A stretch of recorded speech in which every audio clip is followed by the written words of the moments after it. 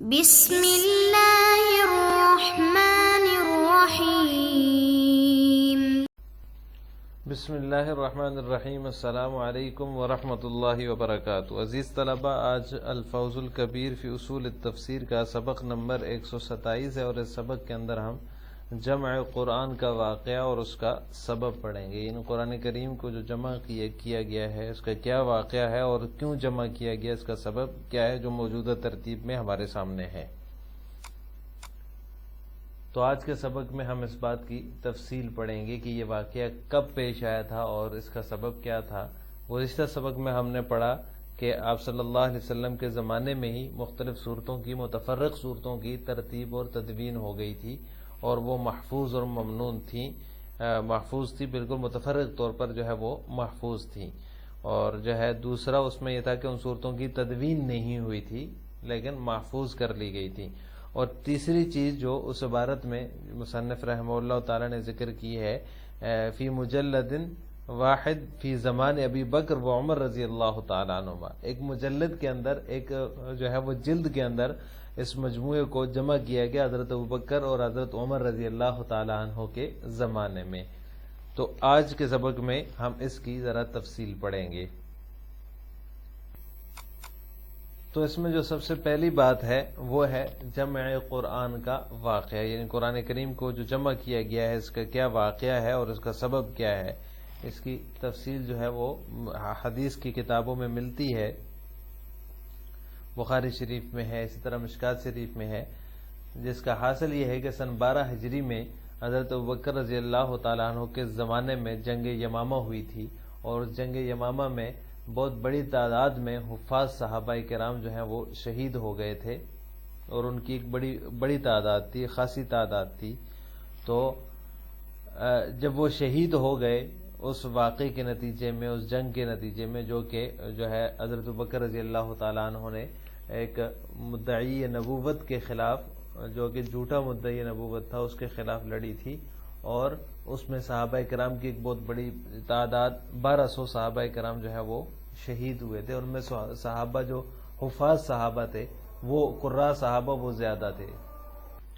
تو اس وجہ سے سب سے پہلے حضرت عمر رضی اللہ تعالیٰ عنہ کے دل میں یہ الہام ہوا، یہ خیال پیدا ہوا، اللہ تعالیٰ نے ان کے دل میں یہ بات ڈالی کہ قرآن کریم کو ایک جگہ مرتب کرنا اشد ضروری ہے، ایک جگہ جمع کرنا اشد ضروری ہے، کیونکہ اسی طرح اگر حفاظ صحابہ کرام شہید ہوتے رہے جنگوں میں تو قرآن کے ضیاع کا اندیشہ ہے۔ تو اس وجہ سے جو ہے ان کے دل میں سب سے پہلے یہ خیال پیدا ہوا، تو انہوں نے اپنے خیالات کا اظہار حضرت ابوبکر صدیق رضی اللہ تعالی عنہ کے سامنے کیا، اور ابتدائی مرحلے میں تو ان کو تردد ہوا حضرت ابوبکر رضی اللہ تعالیٰ عنہ کو، اور ان سے کہا کہ قرآن کریم کو جمع کرنا چاہیے حضرت عمر نے۔ تو اس وجہ سے حضرت ابوبکر رضی اللہ تعالیٰ عنہ کے دل میں خیال ہوا، ان کو تردد ہوا کہ جو کام آپ صلی اللہ علیہ وسلم نے نہیں کیا وہ میں کیسے کر سکتا ہوں۔ تو اس وجہ سے ان کو یہ اشکال ہوا کہ کیف نفعل شیئا لم یفعلہ رسول اللہ صلی اللہ علیہ وسلم۔ لیکن حضرت عمر رضی اللہ تعالیٰ عنہ کے مسلسل اصرار پر اللہ تعالیٰ نے حضرت ابوبکر صدیق رضی اللہ تعالیٰ عنہ کو بھی شرح صدر عطا فرما دیا، ان کے دل میں بھی یہ بات ڈال دی، اور انہوں نے آپ صلی اللہ علیہ وسلم کا جو کاتب تھے، کاتب وحی حضرت زید بن ثابت رضی اللہ تعالیٰ عنہ، ان کو بلا کر قرآن کریم کو جمع کرنے کا حکم دیا۔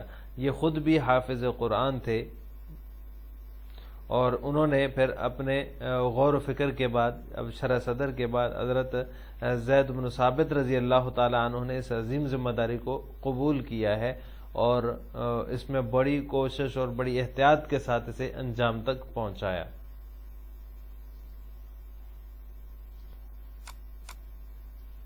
تو حضرت عمر رضی اللہ تعالیٰ عنہ اور اسی طرح حضرت زید بن ثابت رضی اللہ تعالیٰ عنہ کو حضرت ابوبکر رضی اللہ تعالیٰ عنہ نے حکم دیا تھا کہ مسجد کے دروازے پر بیٹھ جاؤ، اور جو شخص 2 گواہوں کے ساتھ کلام اللہ کا کوئی حصہ پیش کرے تو اسے لکھ لو۔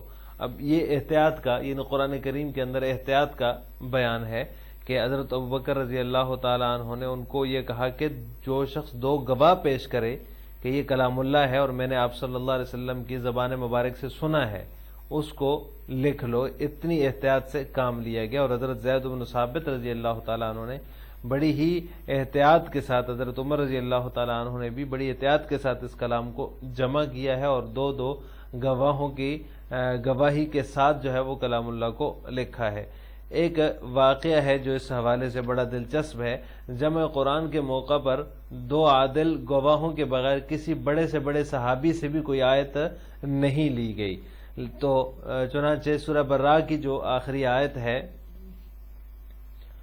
وہ بھی حضرت خزیمہ بن ثابت رضی اللہ تعالیٰ عنہ کے علاوہ کسی اور کے پاس نہیں تھی، یعنی وہ صرف حضرت خزیمہ بن ثابت رضی اللہ تعالیٰ عنہ کے پاس تھی۔ تو اس بارے میں جب وہ لے کر آئے تو اسے اس مصحف عظیم میں شامل کر لیا گیا۔ کیوں؟ اس لیے کہ حضرت زید رضی اللہ تعالیٰ عنہ نے فرمایا کہ اسے لکھ لو۔ اس کی وجہ یہ ہے کہ آپ صلی اللہ علیہ وسلم نے خزیمہ بن ثابت رضی اللہ تعالیٰ عنہ کی شہادت کو دو مردوں کی شہادت کے برابر قرار دیا تھا۔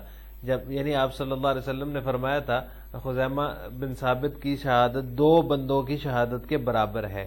تو اس بنیاد پر حضرت زید رضی اللہ تعالیٰ عنہ نے اس آیت کو حضرت سورہ براء کی، جو صرف انہی کے پاس تھی اور کسی کے پاس نہیں تھی، وہ اس عظیم صحیفے کے اندر انہوں نے اس کو لکھ لیا اور جمع کر لیا۔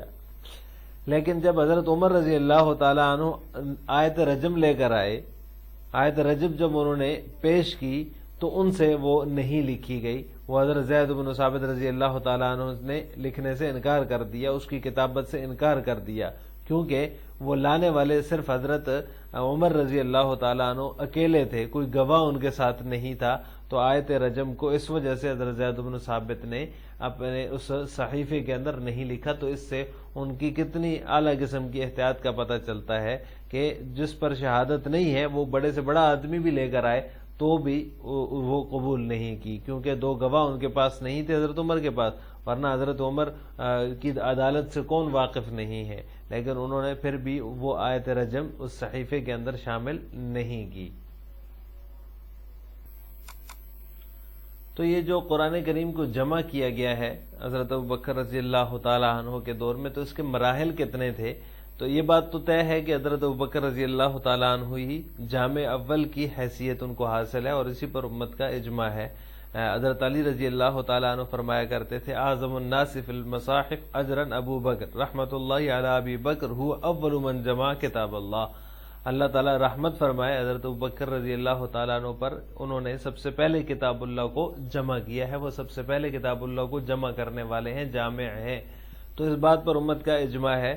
ویسے حضرت علی، حضرت عمر اور حضرت سالم مولا ابی حذیفہ رضی اللہ تعالیٰ عنہم کے بھی نام جو ہے وہ ملتے ہیں کتابوں کے اندر کہ انہوں نے جو ہے وہ سب سے پہلے کتاب اللہ کو جمع کیا، لیکن اس قسم کی جتنی بھی روایات ہیں وہ سب مؤول ہیں۔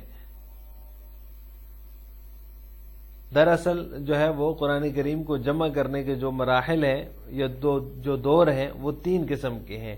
پہلا دور جو ہے وہ دور نبوت ہے، جس میں غیر مرتب طور پر قرآن کریم لکھ دیا گیا تھا، یعنی اس میں لکھا تو تھا لیکن کوئی اس میں ترتیب نہیں تھی، غیر مرتب انداز میں جس نے جہاں سنا جیسے سنا اس نے اپنے پاس لکھ لیا۔ جیسے جو کاتبین وحی تھے انہوں نے بھی اپنی اپنی ترتیب سے قرآن کریم لکھ دیا، یہ پہلا دور تھا۔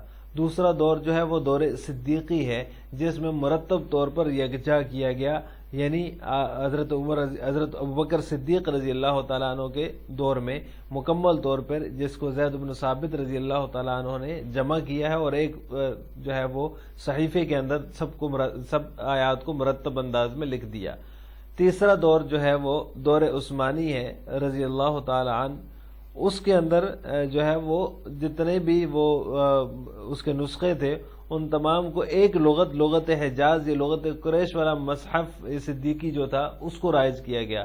مطلب جو مختلف لغات کے اندر جو ہے وہ مصحف موجود تھے، ان مصحفوں میں جو لغت حجاز یا لغت قریش والا مصحف صدیقی تھا اس کو جو ہے حضرت عثمان رضی اللہ تعالیٰ عنہ نے رائج کیا، اور باقی مصاحف پر پابندی لگا کر تمام نسخے ان کے نظر آتش کر دیے اور ان کو ختم کر دیا تاکہ کسی قسم کا اختلاف باقی نہ رہے۔